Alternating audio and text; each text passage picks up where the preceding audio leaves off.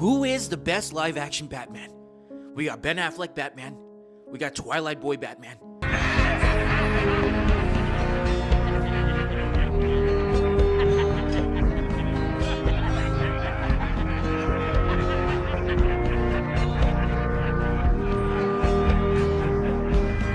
It's high time we seriously had a real film culture and watch more movies from his filmography. Well, for me, right off the rip, we have to get Twilight Boy out of there. I'm sorry.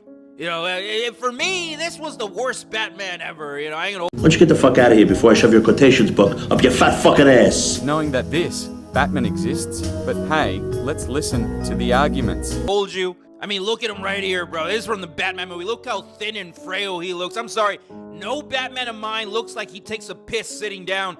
So sorry, Twilight Boy. Get to packing. Wait, that's the argument in question. It really makes me laugh so much that the level is catastrophic. At no point do you talk about his writing or his acting performance, trying to prove with arguments to prove that he is the worst Batman.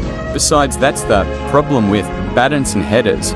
You don't have any real arguments. Your only speeches are the presence of Battinson, or just because of the difficulties of this Batman, forgetting that it is you above all a beginner, Batman of 2 years, inexperienced who did training on the side of Alfred the character, makes mistakes, including in his method of investigation, even in his actions, or just because the film is not up to the standard of the general public, who are far too fond of traditional, bland blockbusters which come out every year without ambition, without really citing the real faults of the film, and saying that a film is boring is not an argument, and it is zero level of cinematographic analysis. You are responsible for your boredom. Where to reduce his character only to a emo without really understanding the aspect of this personality.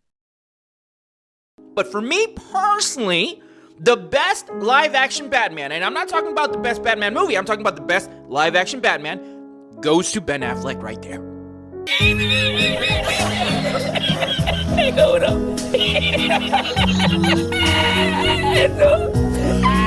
So I love Ben Affleck's Batman, and I would have loved to see the movie that was meant to be made, but his Batman was never properly exploited. His relationship with Robin and Death is unclear, and will remain unclear, and will remain vague. Moreover, he does not respect in any way his golden rule, the famous rule of not being on the same level as what he fights against, because he is above all the symbol of justice and hope towards the people. We can also talk about Ben Affleck's filmography. It's not all rosy either, where Ben Affleck is reduced to the role of Daredevil. Let's not talk about his appearances in the worst DCEU films.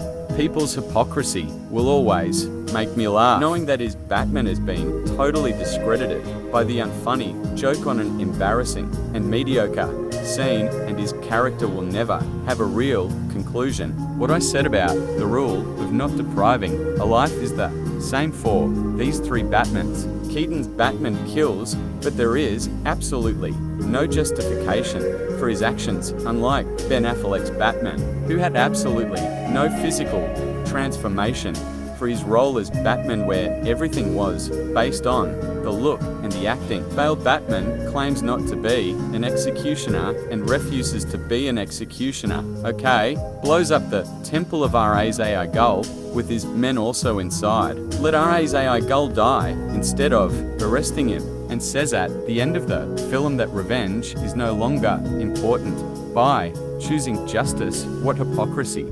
Harvey Dent street when his back is turned and kills Talia in his truck.